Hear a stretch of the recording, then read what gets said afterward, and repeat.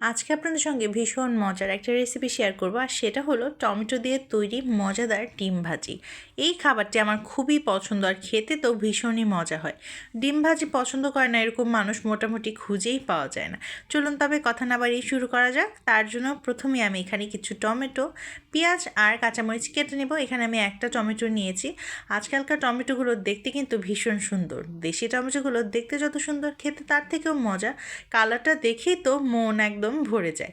টমেটোগুলোকে আমি মোটামুটি করে একটুখানি চিকন করার ট্রাই করছিলাম, কিন্তু তেমন একটা চিকন করছিলাম না। মনে হচ্ছিল মোটা থাকলেও কোনো অসুবিধা নেই। নিজের জন্য মাঝে মাঝে যখন আমরা কোনো কিছু রান্না করি বা বানাই, তখন কিন্তু এত পারফেকশনিস্ট আমরা হই না। কেন হই না সেটা আমি আসলে বুঝতে পারি না। আমরা সবসময় কিন্তু নিজেদেরকে অবহেলা করি, শুধুমাত্র বাইরের মানুষ কিংবা অন্যদের জন্যই বিভিন্ন আয়োজন করি। আমার কাছে মনে হয় আসলে নিজের জন্য কিছু আয়োজন করা অবশ্যই জরুরি। নিজেকেও তো স্পেশাল ফিল করাতে হবে, তা না হলে কি ভালো থাকা যায়? কথা বলতে বলতে পেঁয়াজ আর কাঁচামরিচ কেটে নিয়েছিলাম। এখানে একটা বড় সাইজের পেঁয়াজ কুচি আমি এখানে নিয়ে নিয়েছি।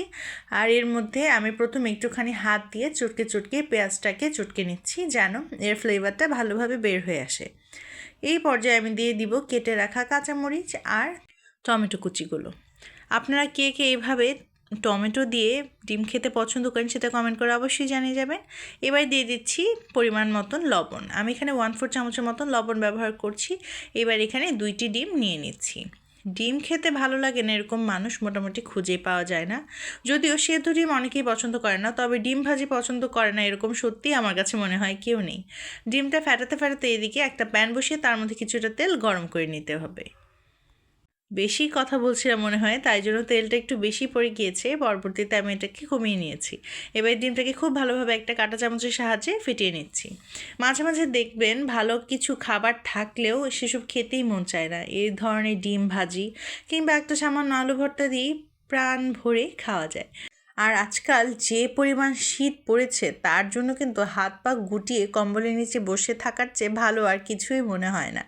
তেলটা গরম হয়েছে কিনা সেটা বোঝার জন্য একটুখানি ডিম দিয়ে দিয়েছিলাম। একদম যখন দেখলাম যে হয়ে গিয়েছে, তখন বাকিটাও ঢেলে দিলাম। যদিও এই ডিম ভাজি করার সময় আরেকটা পণ্ডিতি আমি করেছি, সেটা পরবর্তীতে আপনারাই বুঝতে পারবেন। এই পর্যায়ে কিন্তু ডিমটাকে দেখতে বেশ সুন্দর লাগছিল, মনে হচ্ছিল একটা ফুল ফুটে রয়েছে। লাল সবুজে ভরপুর সুন্দর এই ডিমটা কিন্তু দেখে আমার খুব ভালো লাগছিল, কিন্তু উল্টানোর সময় হয়ে গেল বিপত্তি। অতিরিক্ত ভারী হওয়ার কারণে ডিমটা আমার আগেই ভেঙেই গেল। আমার না ডিম ভেঙে গেলে একদম খেতেই মন চায় না, কিন্তু কিছু তো করার নেই, খেতেই হবে যেহেতু নিজেই বানাচ্ছি এত মজা করে। আপনাদের কি কারো এরকম হয় ডিম যদি হঠাৎ করে ভেঙে যায়, সেটা ডিম ভাজি হোক বা পোচ হোক, তখন একদম মাথা গরম হয়ে যায়? যদি হয় সেটা আমাকে অবশ্যই কমেন্ট করে জানিয়ে যাবেন। আমার তো অবশ্যই হয়। শুধু অন্য কেউ যদি আমাকে ডিম ভেজে দেয় সেটার জন্য না, আমি যদি নিজে ওরকম উল্টাপাল্টা করি তবে তো আমার আরও রাগ হয়। আপনাদের যদি এরকম হয় সেটা তো অবশ্যই জানাবেন। আর আপনাদের সাথে কথা বলতে বলতে আমার ডিম ভাজাও হয়ে গিয়েছে। আমি ডিম ভাজাটা একটুখানি ভাজা ভাজা আর কালার বেশি আনি, যেন খেতে বেশ মজা লাগে। একটুখানি কড়া করে ভেজে নিলে আমার কাছে বেশ ভালো লাগে। আজকে তবে এই পর্যন্তই। সবাই ভালো থাকবেন, সুস্থ থাকবেন। মজাদার এই ডিম ভাজিটা একবার হলে অবশ্যই ট্রাই করবেন। ধন্যবাদ সবাইকে। শীতের দিনে নিজের যত্ন নিন।